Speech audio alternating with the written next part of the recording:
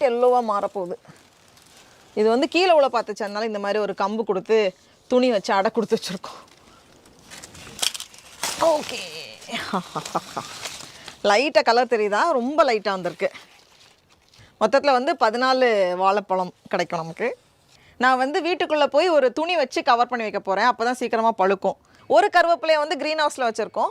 மீதி ஆகஸ்ட்லேருந்து எடுத்த கன்று வந்து கீழே தான் நட்டு வச்சுருக்கோம். அது வந்து என்ன பிரச்சனை அப்படின்னா, குளிருக்கு வந்து அது பட்டு போயிடும். அதுக்கப்புறமா மறுபடியும் கீழேருந்து வரும். அது வந்து ஃபுல்லாக வந்து பெருசாகிறதுக்குள்ளே மறுபடியும் அடுத்த குளிரே வந்துடும். அதனால் என்ன நினச்சிருக்கோம் அப்படின்னா, ஒரு ஷீட் மாதிரி போட்டு நம்ம கவர் பண்ணிட்டோம் அப்படின்னா குளிருக்கு வந்து பட்டு போகாமல் இருக்கும். அப்புறம் அடுத்த வருஷம் வந்து இன்னும் பெருசாக வளரும்ல, அதனால அதுக்கு ஒன்று ரெடி பண்ணலாம் அப்படின்னு இருக்கோம். இந்த சைடில் வந்து 3 கருவேப்பிலை செடி வச்சுருக்கோம். அதை சுற்றி ஒரு கட்டை மாதிரி நம்ம வந்து நல்லா மண்ணுக்குள்ளே இறக்கிட்டு அதுக்கு மேலே நம்ம ஷீட் போட்டு கவர் பண்ணோம் அப்படின்னா நல்லா ஸ்ட்ராங்காக இருக்கும். எல்லாருக்கும் 2 தள்ளு எக்ஸ்ட்ரா. அப்புறமா இங்கே வந்து சைடுக்கும் வந்து கொஞ்சம் கூட நம்ம வந்து வச்சா தானே ஸ்ட்ராங்காக இருக்கும். இது வந்து எப்படியும் டெம்ப்ரரி ஃபிக்ஸ் தான்.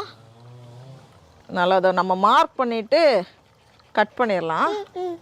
கட் பண்ணோம்ல தங்கம், அப்படியே அந்த சைடும் போய் மார்க் பண்ணிடுவோமா?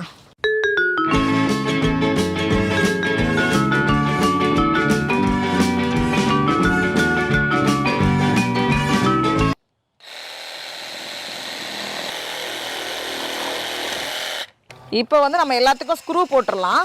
பீசஸ்லாம் கட் பண்ணிட்டேன். இது அடித்த அடியில் உடஞ்சி போச்சு. நல்ல சுத்தியில் வச்சு தள்ளணுன்னா அது உடஞ்சி போச்சு. எப்படி இது வந்து இந்த ஒரு சீசனுக்காக தான், அடுத்த வருஷம் எப்படி யூஸ் ஆகாது, ஏன்னா வளர்ந்துடும். அப்படியே பார்த்து எடுத்து கொஞ்சம் போட்டோம்னா